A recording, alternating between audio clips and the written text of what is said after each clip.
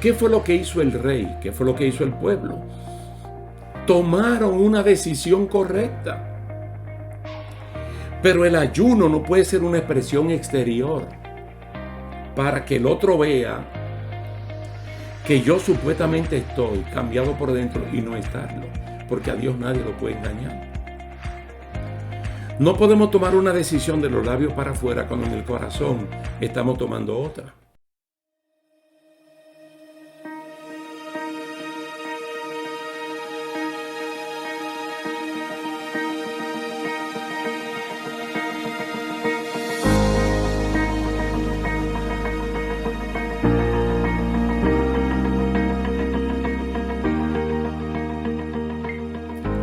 Muchos saludos, Dios me le bendiga, Dios le guarde, estimados hermanos, amigos, que hoy nos vemos una vez más en esta serie de estudios bíblicos entrenados para vencer. En el día de hoy queremos hablar de quietos en el día de la angustia. Quietos en el día de la angustia, tranquilo en ese momento. Y yo creo que es uno de los entrenamientos más grandes que Dios nos da, porque aquí tenemos que bajar las manos, los brazos, para depender única y exclusivamente de Él. Para esta ocasión vamos a leer en Habacuc capítulo 3, versos 16 al 19. Repito, Habacuc capítulo 3, verso 16 al 19. Oí y se conmovieron mis entrañas. A la voz temblaron mis labios. Pudrición entró en mis huesos, y dentro de mí me estremecí. Si bien estaré quieto en el día de la angustia, cuando suba al pueblo el que lo invadirá con sus tropas. Aunque la higuera no florezca, ni en las vides haya frutos, aunque falte el producto del olivo, y los labrados no den mantenimiento, y las ovejas sean quitadas de la majada, y no haya vacas en los corrales, con todo yo me alegraré en Jehová, y me gozaré en el Dios de mi salvación. Jehová el Señor es mi fortaleza, el cual hace mis pies como de ciervas, y en mis alturas me hace andar.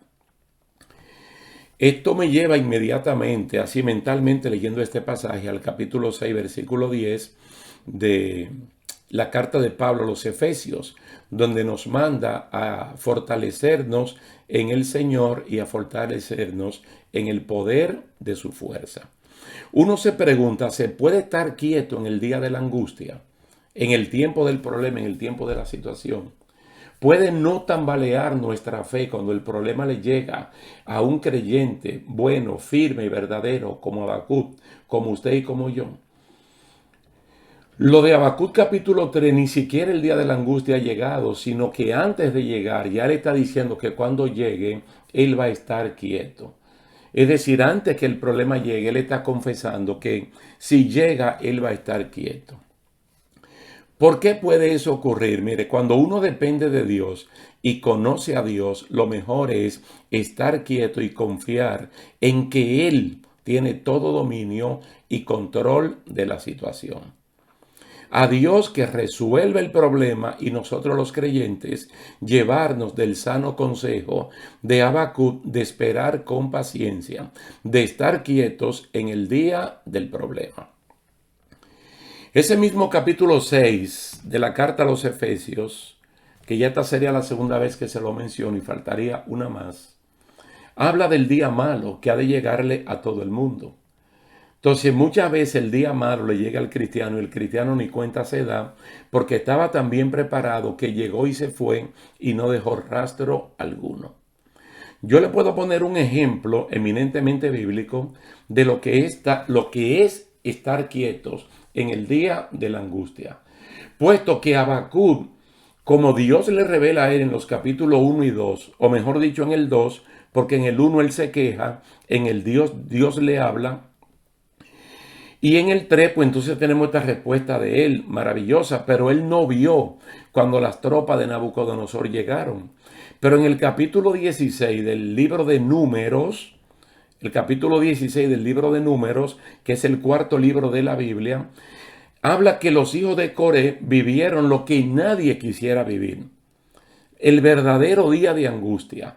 una tragedia causada por la insensatez de su padre Coré y una asociación de malhechores que lo seguían.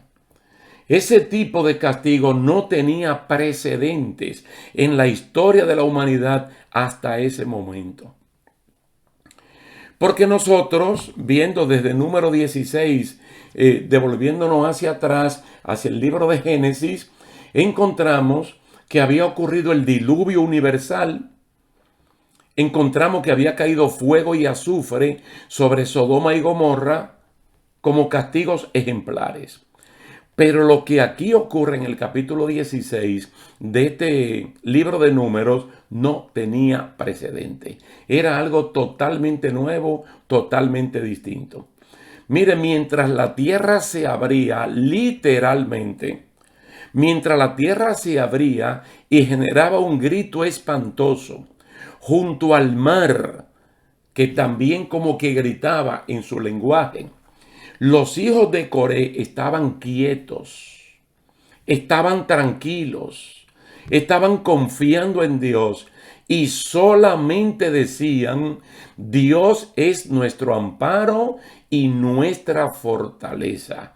Dios es nuestro pronto auxilio en las tribulaciones.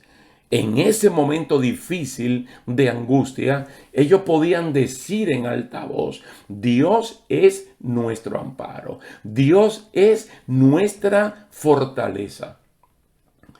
Note que lo que Habacuc nos escribe es: si bien estaré quieto en el día de la angustia, no ha llegado.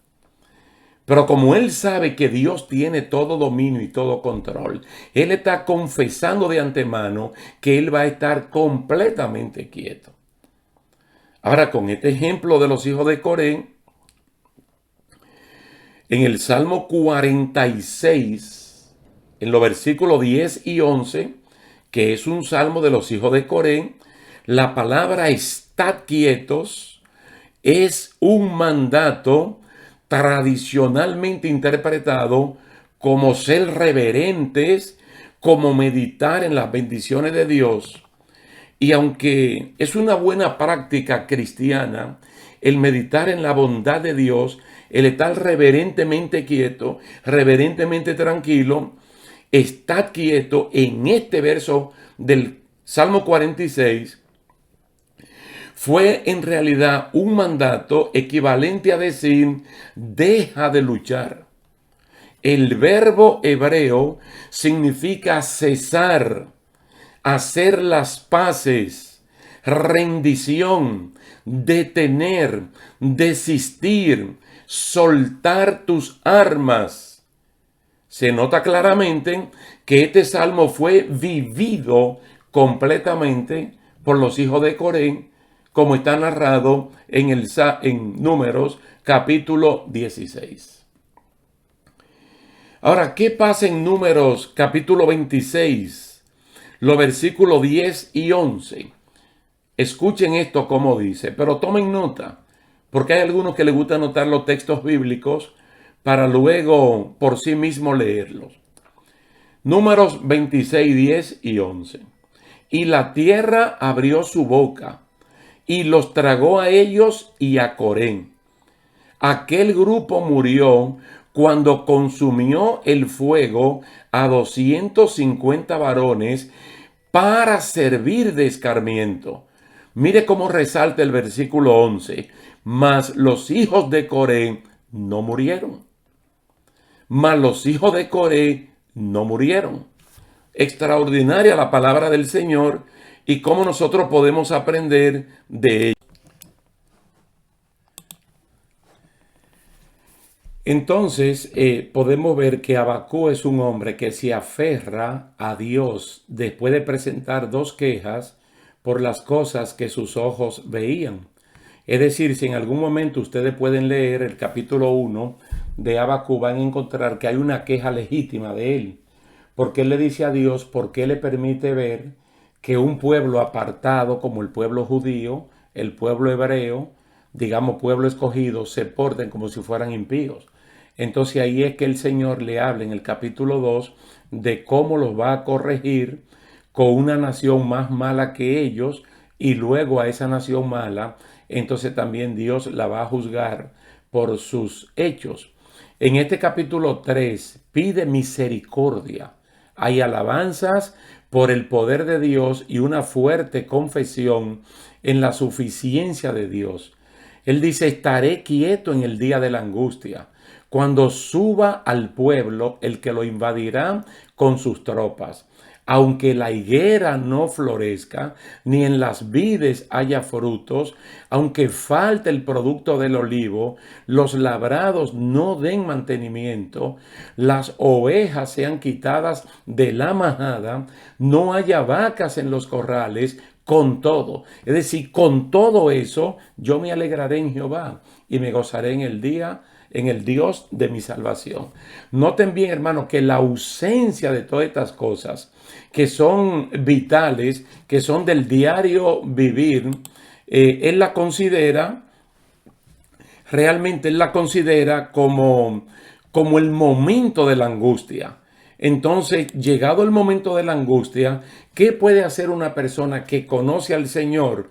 Dice, yo con todo eso me voy a alegrar en Dios, me voy a gozar en el Dios de mi salvación. Usted ve la palabra que él incluye allí, mi salvación. Esa palabra la puede sustituir por mi liberación, por el que me rescata de la situación de angustia. Porque es que no es un asunto humano, es un asunto divino. Confiar en Dios es el único que te puede sacar de esa situación de angustia. Es como si la angustia tiene que venir.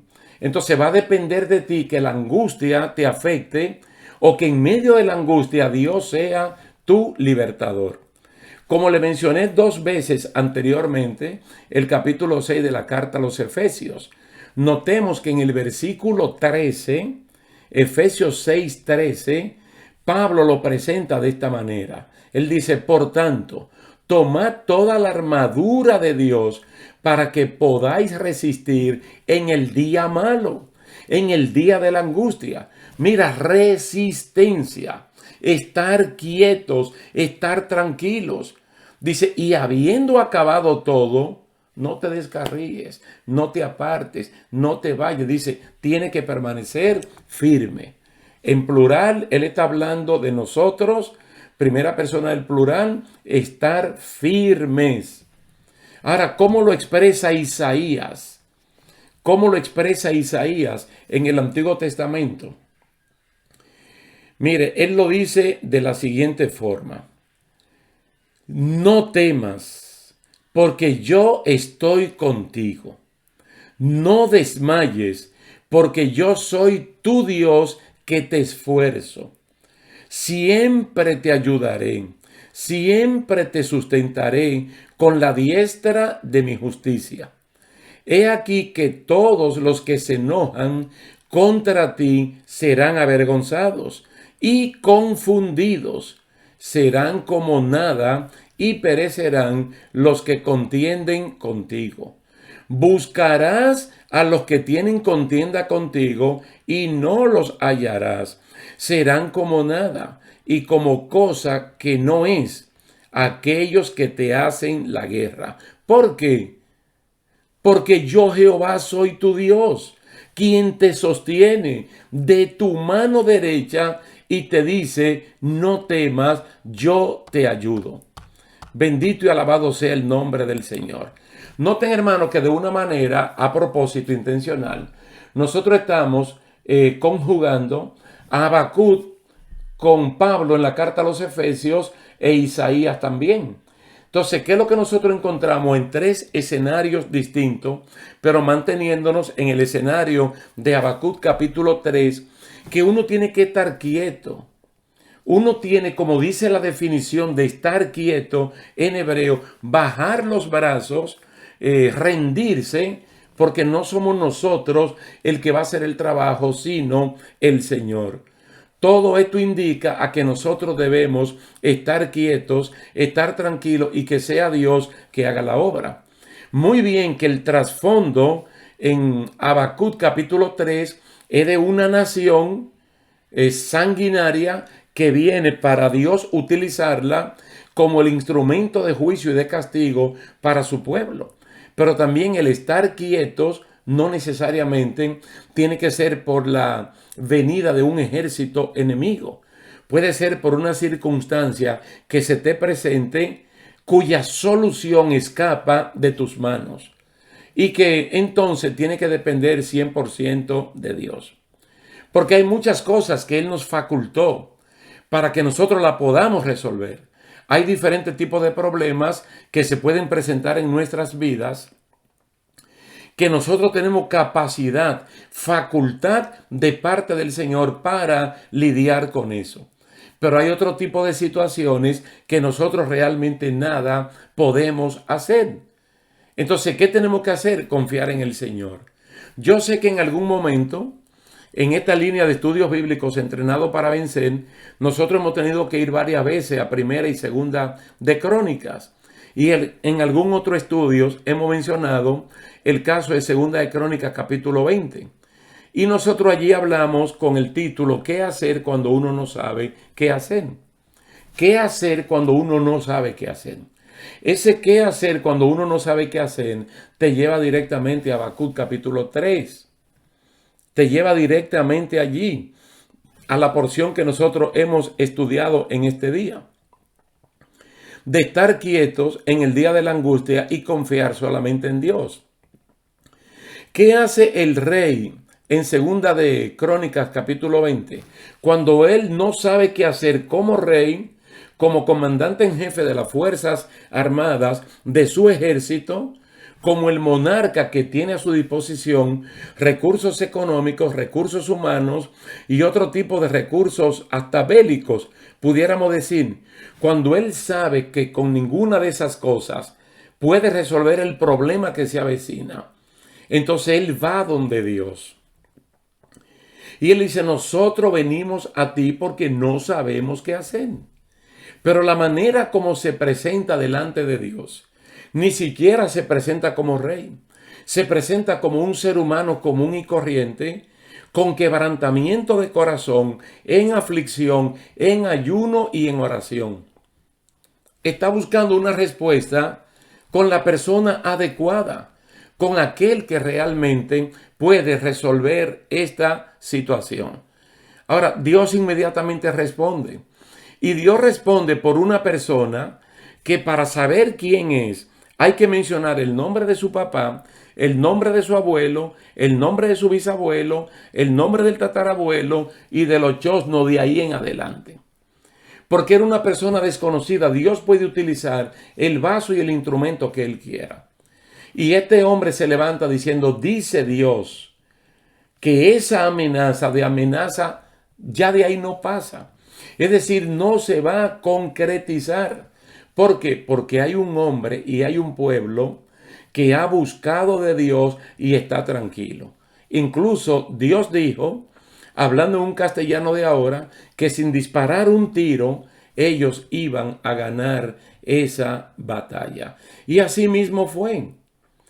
Incluso ganada la batalla, como dice el texto que leímos en Efesios, capítulo 6, versículo 13, que después de haber terminado todo, permanecer firme, entonces estas personas hicieron una confesión de que ellos iban a buscar a Dios todo el tiempo.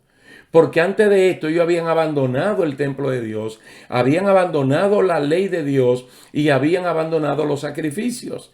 Es decir, ni se congregaban, ni alababan, ni estudiaban la palabra del Señor.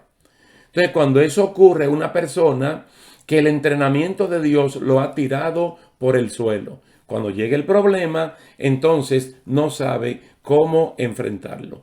Pero una vez más le digo que si uno sigue la secuencia correcta de esto de Habacuc, yo entiendo que es muy popular el texto, que aunque falte esto, aunque falte lo otro, con todo yo me gozaré. A veces decirlo teóricamente suena hasta poético, pero vivirlo en la realidad, cuando no hay absolutamente nada, y que no habiendo nada uno puede confiar en aquel que de la nada llama las cosas que son y hacerla una realidad, eso es otra cosa. Y de verdad que a eso es que nosotros estamos llamados. Porque ya hemos visto en los primeros estudios de esta serie cómo el Señor saca al pueblo. Pero antes de sacar al pueblo de Egipto hacia la tierra prometida, el Señor lo convence. Primero convence a Moisés. Luego va a convencer al pueblo con plagas. Usted me dirá, no, es a Faraón. Pero estas plagas, ellos podían darse cuenta que a ellos no le afectaba, pero le afectaba a los egipcios. Y más con el asunto de la Pascua, la noche de la Pascua. Entonces ellos tienen que quedar plenamente convencidos de que Dios es Dios, de que Jehová es Dios, de que Dios es el Dios de Abraham, el Dios de Isaac, el Dios de Jacob y el Dios de ellos, y el Dios nuestro también. Entonces es una especie de entrenamiento y el Señor lo saca y lo lleva al desierto. Ahora, según el libro de Deuteronomio, Dios no utilizó la ruta tradicional que había de comercio, de negocio entre Palestina y Egipto. No, el Señor utilizó un camino por donde nadie viajaba. Y el Señor intencionalmente colocó su pueblo en el desierto, donde no había absolutamente nada. Es cierto que ellos siendo esclavos en Egipto, ellos tenían comida. Porque estando en el desierto, ellos se recordaron de los puerros, de los melones, del pescado, de la cebolla, de todo lo que comían allí. Entonces, el Señor los lleva donde no hay absolutamente nada. ¿Y para qué los lleva? Y dice, para probarlos, para saber lo que había en su corazón. Si ellos podían depender ciertamente del mismo Dios que mandó las 10 plagas en Egipto, si podían confiar del mismo Dios que abrió el mar rojo, y ellos literalmente pasaron por allí, como dice Primera de Corintios capítulo 10, los primeros versículos. Nos dice a nosotros que no ignoremos que todas estas personas pasaron, que todos cruzaron, que todos obedientemente se movieron bajo la nube que los guiaba. Entonces ahora en este desierto, ya con ese entrenamiento, ellos debieron estar totalmente tranquilos. Mas sin embargo allí fallaron. Pero Dios lo vio como otro entrenamiento y así lo fue llevando sucesivamente y lamentablemente fue un entrenamiento que duró 40 años. Y posteriormente a los 40 años entonces entran y toman una tierra que la pudieron haber tomado 40 años atrás. Mire, lo mismo pasa con este episodio de Jesucristo con los discípulos. Todo tiene que ver con Habacuc capítulo 3, con estar quietos en medio de la angustia. Usted sabe que el mar de Genesaret o el mar de Galilea tenía a su alrededor muchos pueblos, Betsaida, Capernaum, Tiberia, diferentes pueblos tenía. Y Cristo constantemente estaba cruzando de un lado para otro.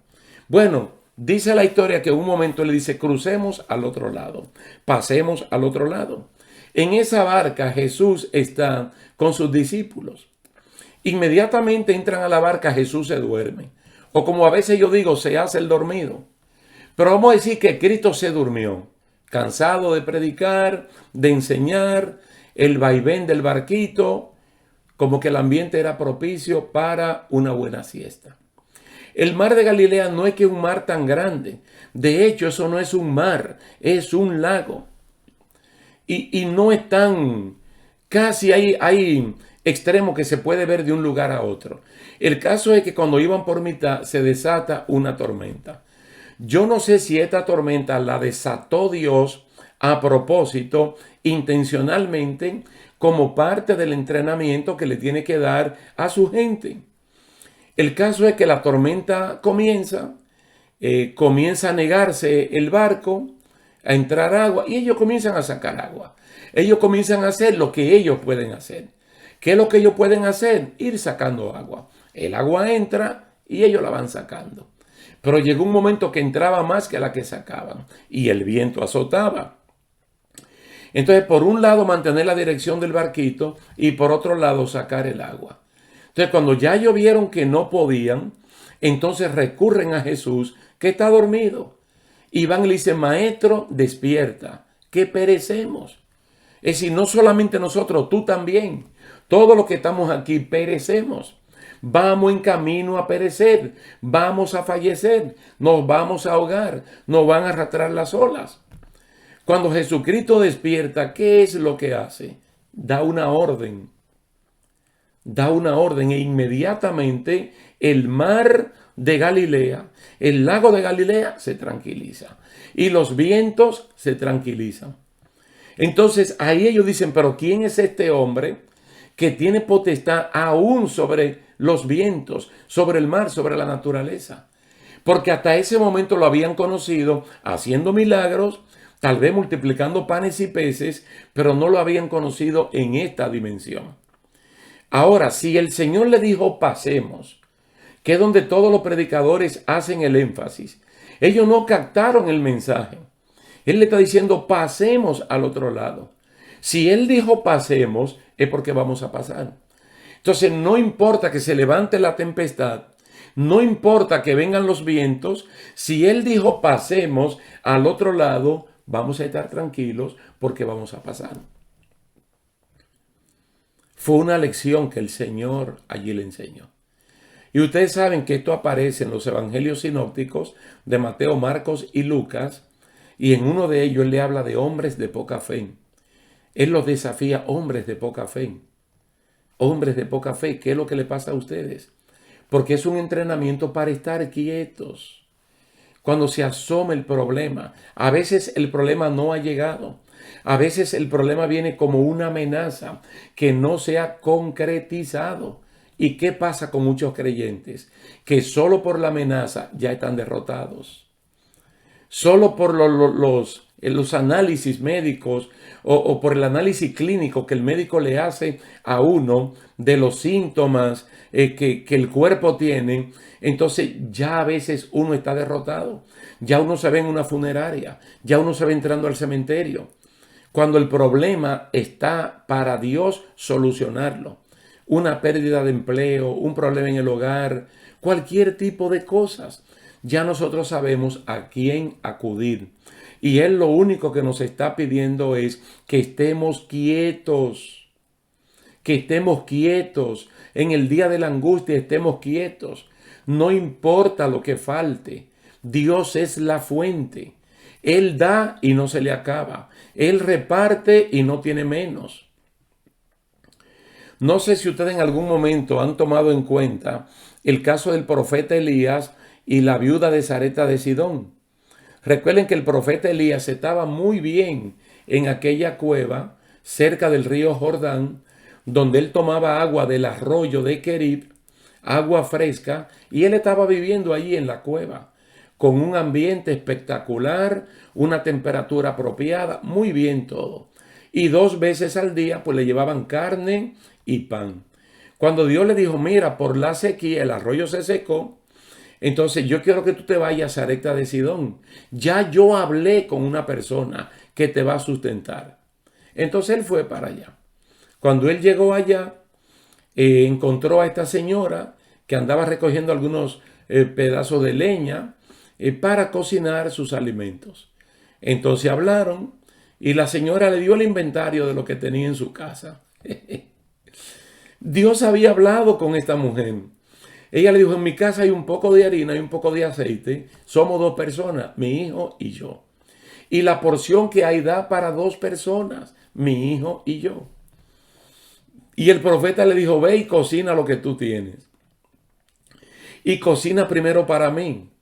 Y yo quiero que me lo cocine de esta y de esta manera porque así es que a mí me gusta. La mujer lo hizo así porque Dios había tratado con ella. Entonces, en medio de una situación así, esta mujer estaba quieta. Ahora, ¿qué es lo que dice la palabra del Señor? Desde ese momento hasta que perduró la sequía, no olviden que fueron 3 años y medio. 3 años y medio que no cayó una gota de agua, que no hubo agricultura, no hubo cosecha. ¿Qué es lo que dice la Biblia? Que no escasearon ni la harina ni el aceite.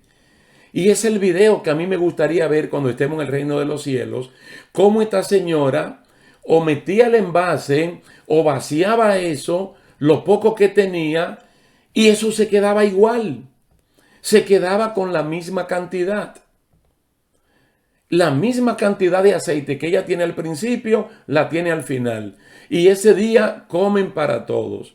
come ella, come su hijo, come el profeta y probablemente uno de los hijos de los profetas que regularmente andaba con Elías o con Eliseo. Entonces la señora, que es lo que está quieta, porque es que en esa quietud, hermano, es que crece la confianza. Cuando ya uno sabe que por uno no puede, sino que uno puede por Dios, entonces todos nuestros recursos espirituales lo utilizamos en la misma dirección, en la fe, en la confianza con la cual nos acercamos al trono de la gracia de Dios. Wow, pero qué tremenda bendición poder decir: en el día de la angustia yo voy a estar quieto. Pero en el día que no es de la angustia, tú tienes que estar quieto también. Porque el Señor lo que quiere es que confiemos en Él. Es precioso en Hebreos capítulo 4, porque Él dice, mira, que nosotros ahora tenemos una persona en el cielo que sabe de nuestras necesidades, porque Él se hizo un humano como nosotros.